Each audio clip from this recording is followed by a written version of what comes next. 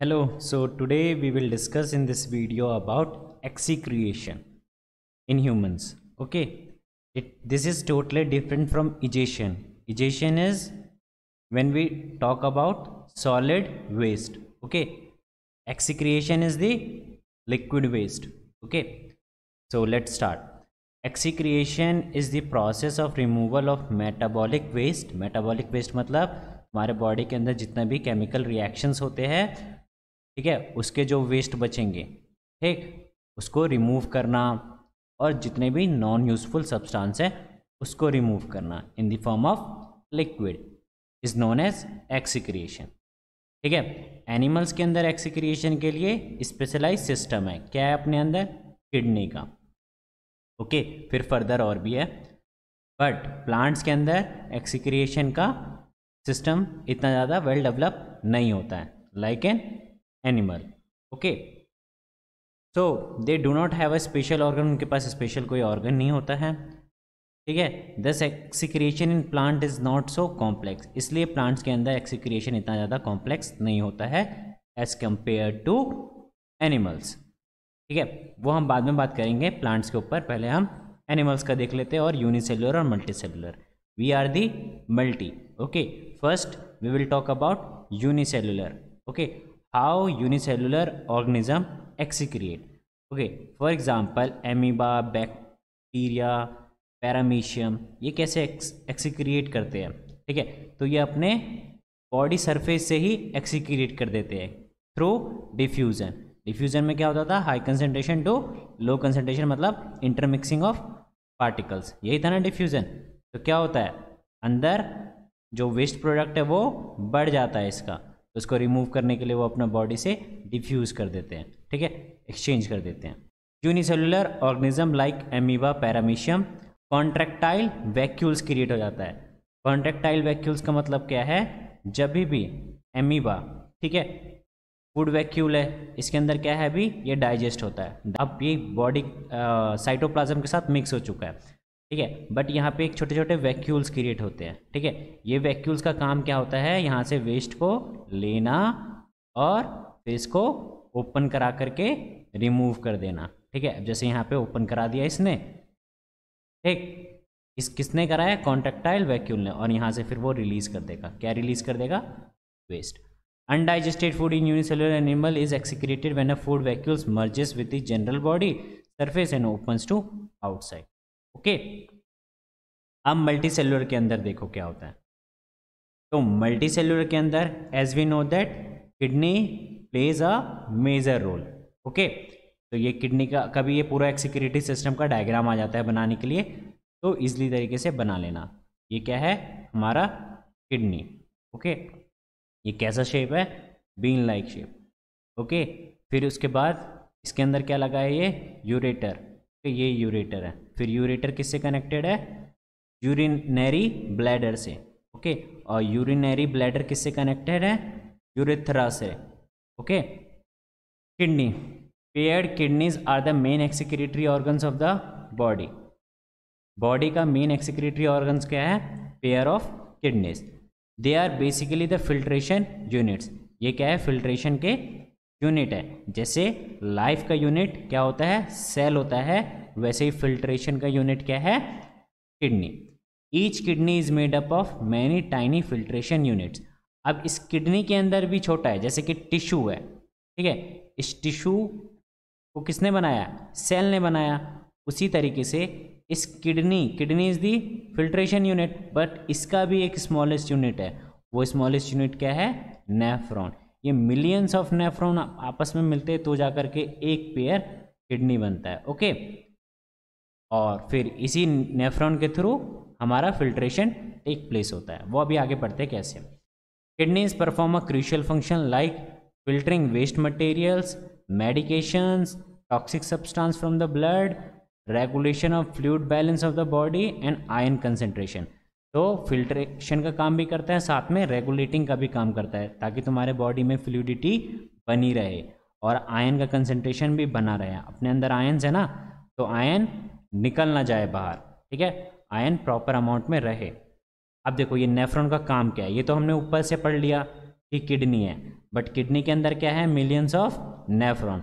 अब नेफ्रॉन का काम क्या है, ओके ये देखो मैं भी डायग्राम दिखाऊंगा, उससे पहले हम थोड़ा सा थ्योरी पढ़ लेते हैं। नेफ्रॉन के अंदर होता क्या है, जैसे कि हम जानते हैं CO2 को कौन रिमूव करता है, कौन फिल्ट्रेशन करने का काम करता है, लंग्स। उसी तरीके से ब्लड में से यूरिया और यूरिक एसिड को भी रिमूव करना होता है, ठीक है, याद रखना ये बहुत इंपॉर्टेंट है। यूरिया और यूरिक एसिड सेम है, यूरिया को रिमूव करना कौन कराता है, किडनी। किसके थ्रू होता है ये, नेफ्रॉन के थ्रू। तो जैसे लंग्स CO2 को रिमूव कराता है, वैसे ब्लड में से यूरिया को कौन रिमूव कराएगा, kidney. It is then no surprise that the basic filtration unit in the kidney like in the lungs, जैसे लंग्स के अंदर क्या था, बेसिक यूनिट एल्वियोली, उसी तरीके से किडनी का स्मॉलेस्ट यूनिट क्या है, बेसिक फिल्ट्रेशन यूनिट नेफ्रॉन है, ठीक है। अब इन नेफ्रॉन पे होता क्या है, उसके पार्ट्स क्या है वो भी बताता हूँ। तो सबसे पहले आता है थिन वॉल्ड ब्लड कैपिलरीज, इसको हम बोलते हैं ग्लोमेरुल्स, ओके ग्लोमेरुलस, ठीक। Each capillary cluster in the kidney is associated with a cup shaped end of coil tube. अब देखो ये ग्लोमेरुल्स क्या होता है, ब्लड आ रहा होता है, यहाँ पे रहता है ब्लड कैपिलरीज जिसका नाम क्या है, ग्लोमेरुल्स, ओके। ये ग्लोमेरुल्स ऐसे होते हैं।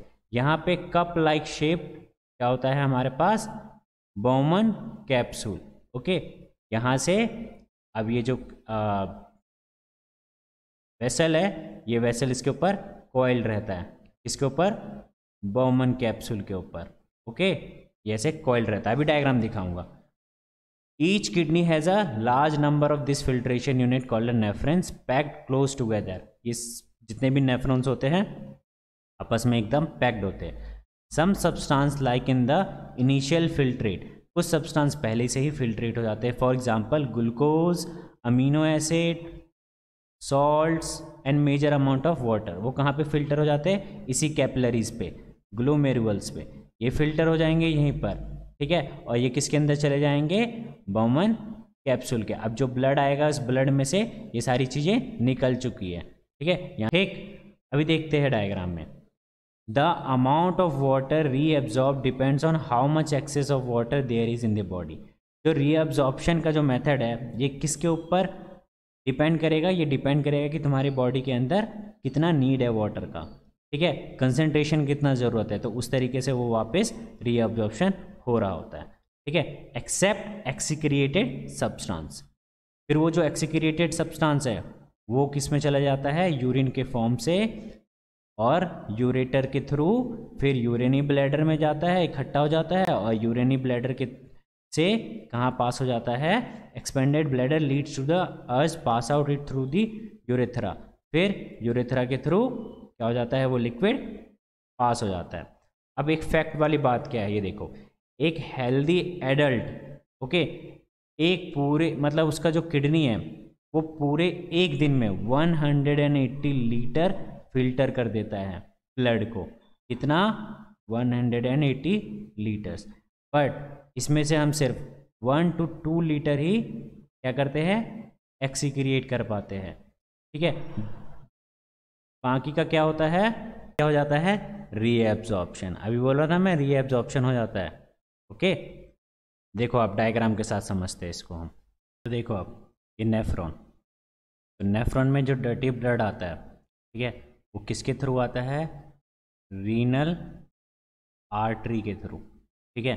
और जो क्लीन ब्लड जाता है वो किसके थ्रू आता है, जाता है रीनल वेन के थ्रू। तो याद रखना ये, ठीक है, रीनल आर्टरी के थ्रू डर्टी ब्लड आता है और रीनल वेन के थ्रू क्लीन ब्लड मतलब फिल्टर्ड ब्लड चला जाता है। अब होता क्या है, ये देखो, ये जब ब्लड आता है तो सबसे पहले इसको मिलता है ग्लोमेरुल्स। ग्लोमेरुल्स पे क्या प्रेजेंट होता है, ब्लड कैपिलरीज, ओके। फिर ये ब्लड किसके थ्रू जाता है, ट्यूबवेल्स के थ्रू, ये देखो। फिर ये ब्लड कहाँ जाता है, ट्यूबवेल के ऊपर कॉइल्ड होकर के, ये देखो ये ट्यूबवेल के ऊपर क्या है, कॉइल्ड है। अब ये ट्यूबवेल किससे कनेक्टेड है, बोमन कैप्सूल से, कप लाइक शेप, ओके। अब यहाँ पे क्या होता है, सबसे पहले फिल्ट्रेशन यहीं पे टेक प्लेस करता है, कहाँ पे, ग्लोमेरुल्स पे। यहाँ पर क्या क्या फिल्टर हो जाता है, ब्लड से glucose, amino acid, salt, H2 और यूरिया, क्या नहीं चाहिए हमें, यूरिया नहीं चाहिए, एक्सेस अमाउंट में वाटर नहीं चाहिए, और जो सॉल्ट काम का नहीं है वो भी नहीं चाहिए। क्यों? क्योंकि बैलेंस आयन का हमें बॉडी के अंदर प्रॉपर अमाउंट में चाहिए, बैलेंस चाहिए एकदम। ठीक है, तो पहले सारा का सारा कौन निकाल लेता है? ग्लोमेरुलर से निकाल लेता है। वो किस में पहुंचा देता है? ट्यूबल्स में पहुंचा देता है। अब ये ट्यूबल्स में चला गया। ठीक है, ट्यूबल्स जब इसके ऊपर जो रीनल आर्टरीज है वो इसके ऊपर कॉइल्ड होती है, तो वहाँ पे क्या लगा रहता है? Blood capillaries. तो जो जो चीज़ ज़रूरत नहीं होती है, ठीक है, उसको छोड़ करके बाकी का सारा क्या हो जाता है? रीएब्जॉर्ब होता है। हमने पढ़ा था ना 180 लीटर एक दिन में क्या होता है? नेफ्रॉन फिल्टर करता है, बस उसमें से 1 to 2 लीटर ही क्या हो पाता है? एक्सिक्रिएट हो जाता है। ठीक है, अब बाकी का क्या हो जाता है? रीएब्जॉर्प्शन। यही होता है रीएब्जॉर्प्शन, समझे? तो तुमने देखा यहाँ पे रीएब्जॉर्प्शन हो गया। तो किस किस की ज़रूरत नहीं थी यहाँ पर हमें? यूरिया को छोड़ करके बाकी सबकी ज़रूरत नहीं है। किसके अंदर? ट्यूबवेल के अंदर। तो यूरिया, बस यूरिया और जो सॉल्ट ज़रूरत नहीं है बॉडी में वो इसके अंदर, और एक्सेस अमाउंट में वाटर इसके अंदर आता है। फिर ये डक्ट में जाता है, डक्ट से फिर कहाँ पे जाता है? यूरेटर में जाता है, यूरेटर से फिर यूरेनी ब्लैडर में स्टोर होता है, और यूरेनी ब्लैडर से यूरेथर के थ्रू क्या हो जाता है? यूरिन बाहर रिमूव हो जाता है। ओके, तो जो जो चीज़ हमें ज़रूरत नहीं था वो चीज़ वापस ब्लड के अंदर चला जाता है। ज़रूरत इन द सेंस यूरिन में नहीं था, वैसे ब्लड के लिए ज़रूरत है। वो ब्लड के लिए क्या क्या ज़रूरत था?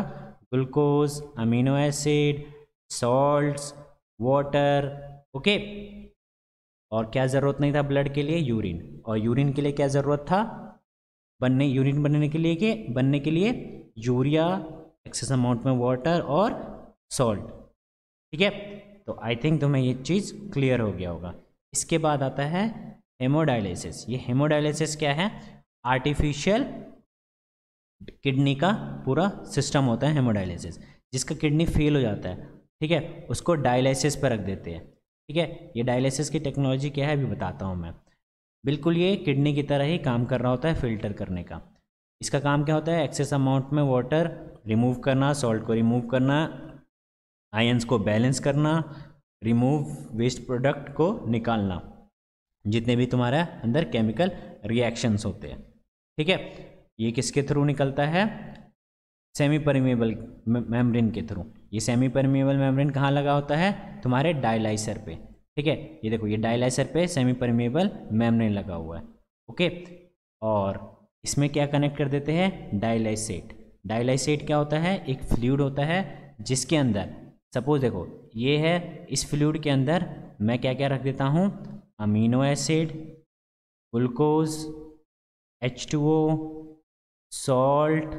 ठीक है, ये रख देता हूँ। बट जो तुम्हारा ये डायलाइसर के अंदर क्या है? ब्लड है। ठीक है, तो इस ब्लड में क्या होगा? इस ब्लड में भी amino acid, glucose, H2O, salt, plus में यूरिया। ठीक है, अब इसके अंदर क्या है? यूरिया नहीं है, तो डिफ्यूज़न के थ्रू तो ये यूरिया किसके अंदर चला जाता है? इस डायलाइसेट के अंदर। ठीक है, तो यहाँ से तो डायलाइसेट आता है जो फ्रेश होता है, और यहाँ से जो डायलाइसेट जाता है वो कैसा होता है? Impure, use डायलाइसेट। ठीक है, इम्प्योर का कहने का मतलब इसके अंदर क्या प्रेजेंट होगा? यूरिया। और जो सॉल्ट तुम्हें नहीं चाहिए, मतलब जो सॉल्ट इधर नहीं चाहिए वो इधर कमी होगा, यहाँ पे शॉर्टेज होगा उस सॉल्ट का, तो ये डिफ्यूज़न के थ्रू यहाँ से चले जाता है।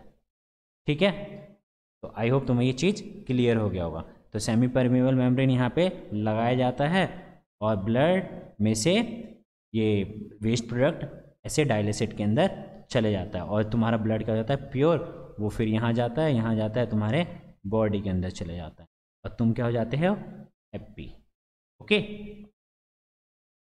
अब देखो एक्सक्रीशन इन प्लांट्स। प्लांट्स के अंदर एक्सक्रीशन का तो प्रोसेस बहुत ही क्या होता है? ईजी होता है, हमारी तरह इतना ज़्यादा कॉम्प्लेक्स नहीं होता है। ठीक है, एक्सक्रीटरी प्रोडक्ट्स कब कब निकल रहे होते हैं प्लांट्स में? जब रेस्पिरेशन होता है तो क्या निकलता है? CO2। फोटोसिंथेसिस होता है तो क्या निकलता है? O2। या फिर कोई केमिकल रिएक्शन हो रहा होता है तो उस समय भी वेस्ट प्रोडक्ट निकलते हैं। ठीक है, तो इन सबको निकलने के लिए क्या है? स्पेसिफिक चीज़ दे रखी है अपना अरे बॉडी के अंदर। क्या दे रखा है वो देखो, ये जो CO2 और O2 का एक्सचेंज है, ठीक है, या फिर रिमूवल ऑफ एक्सक्रिएटरी प्रोडक्ट है, ये थ्रू स्टोमेटल पोर्स के थ्रू होता है। ओके, और जो वाटर है, एक्सेस अमाउंट में वाटर, वो किसके थ्रू होता है? ट्रांसपिरेशन, सक्शन, याद है ना, जब ऊपर में इवेपोरेशन की वजह से ये वाटर उड़ जाता था तो क्या हो जाता था? प्रेशर यहाँ पे लो। ओके, तो बाकी एक्सेस अमाउंट में वाटर ऊपर चढ़ता था। ओके, और यही रिस्पॉन्सिबल भी है जाइलम में वाटर फ्लो कराने का। एक नेक्स्ट है ऑर्गेनिक बाई प्रोडक्ट्स जो होते हैं, ठीक है, जो प्लांट जनरेट करता है वो डिफरेंट पार्ट्स में वो स्टोर कर लेता है।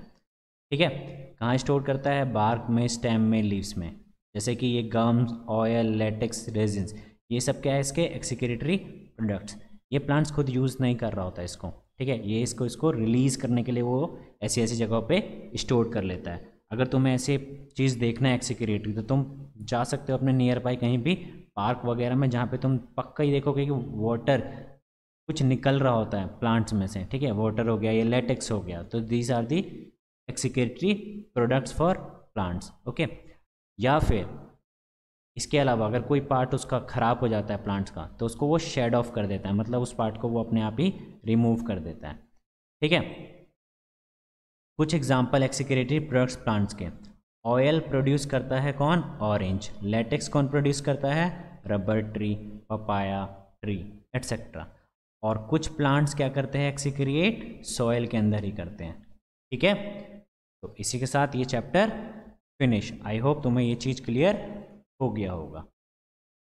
Ramayo Mentoring Make a Difference. Subscribe us on YouTube and get free doubt clearing session or notes.